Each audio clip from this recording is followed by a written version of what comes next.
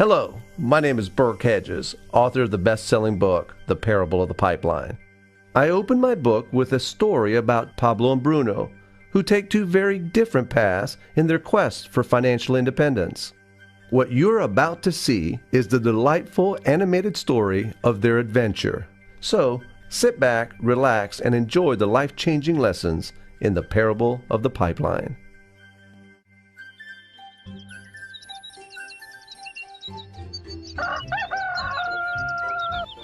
Far away, in a small village, near a beautiful valley, lived two friends, Pablo and Bruno. They were both young and dreamed of a better life for themselves.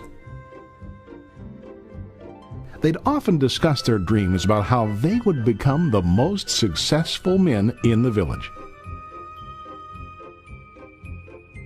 They weren't afraid of hard work, and they searched for opportunities to help realize their goals and achieve their dreams. One day, an opportunity presented itself.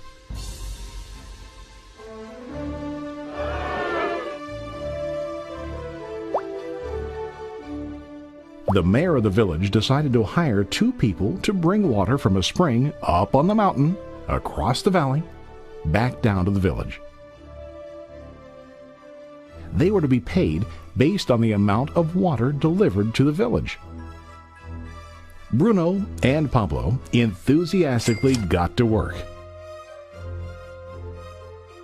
Every day, from morning till evening, they carried buckets to and from the spring. They worked hard, carrying water to the village. In the evening, they'd return home with their day's wages.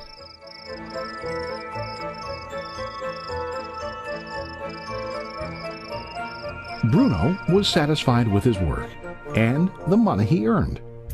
He was sure that with this work he could achieve his dreams. Bruno thought that to increase his wages he could use bigger buckets to bring more water each trip.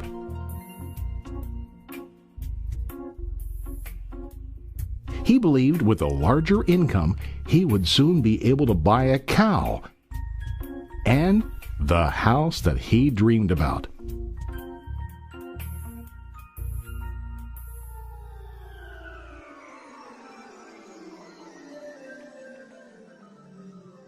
Now Pablo was not satisfied. At the end of the day, his back and hands ached, and he was exhausted.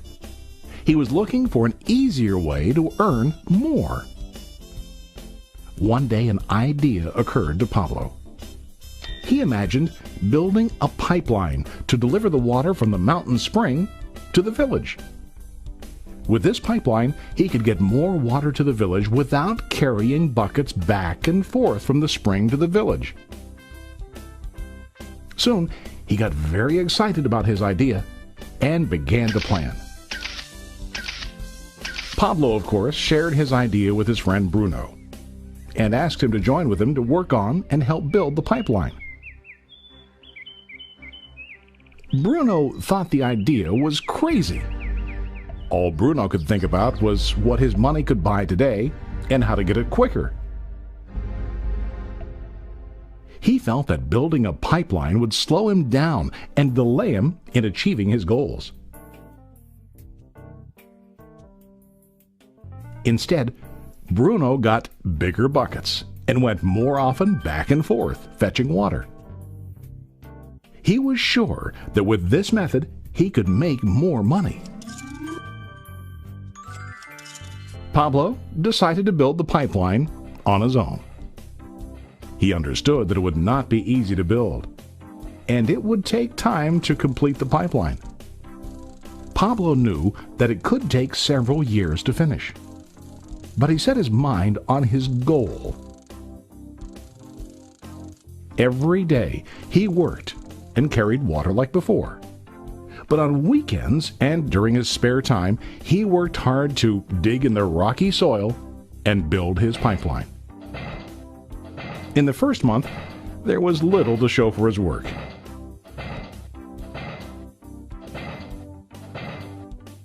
Bruno and the villagers laughed and teased him. They called him Pablo the Pipeline Man. During this time, Bruno's income doubled. He already bought a cow and a bigger house. His lifestyle changed.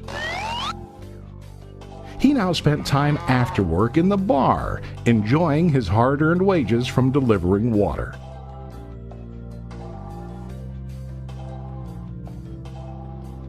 What Bruno didn't realize was that his body was starting to stoop from carrying the heavy buckets every day.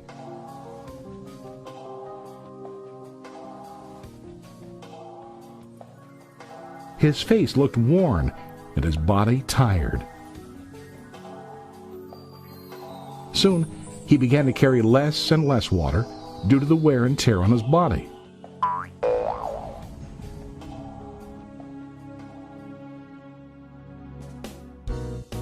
Month after month, Pablo worked.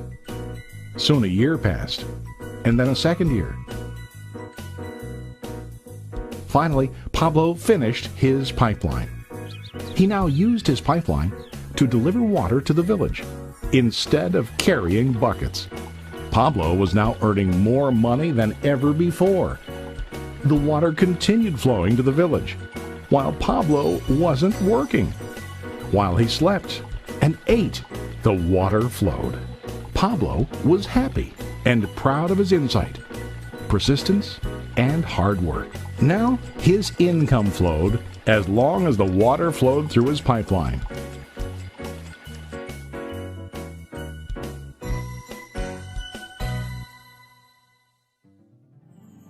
The story of Bruno and Pablo is a reflection of life. Their jobs symbolize what most people do to earn money. Bruno gets his money using buckets. He goes back and forth, carrying his buckets from the spring to the village in exchange for money. To increase his income, he either has to go more frequently to the spring or to use larger buckets. It's common in real life to increase our income by working harder. For example, working overtime or getting a second job. We also increase the size of our buckets by accepting a higher paying position, which often includes spending more time on the job. Most of us exchange time for money like Bruno. We know that every person has only 24 hours in the day and that it's not possible to use all our time to work. The most difficult time comes when we can no longer exchange time for money due to age, health, or other reasons. Then, our income stops. Now let's review what Pablo did. Very wisely, Pablo did not exchange all of his time for a limited income, but he used some of his time to build a pipeline. He knew that the pipeline would bring ongoing income as long as the water flowed. An ongoing income that multiplied the time he worked each day. Pablo knew that someday, maybe because of age or health, he would no longer be able to exchange his available time for money. Pablo knew that if he could make his idea of a pipeline work, then he only has to do the hard work of building the pipeline. After the pipeline was completed, Pablo was able to monitor and maintain the flow of water to ensure that his income will continue. Pablo has shown us that to earn an income, we don't always have to directly exchange time for money. There really are better ways. How about you? Are you still like Bruno, who directly exchanges time for money? Or do you want to be like Pablo, building and maintaining a pipeline for ongoing income? If you are interested in the idea of building your own pipeline, contact the person who lent you this presentation. You can start building your pipeline today.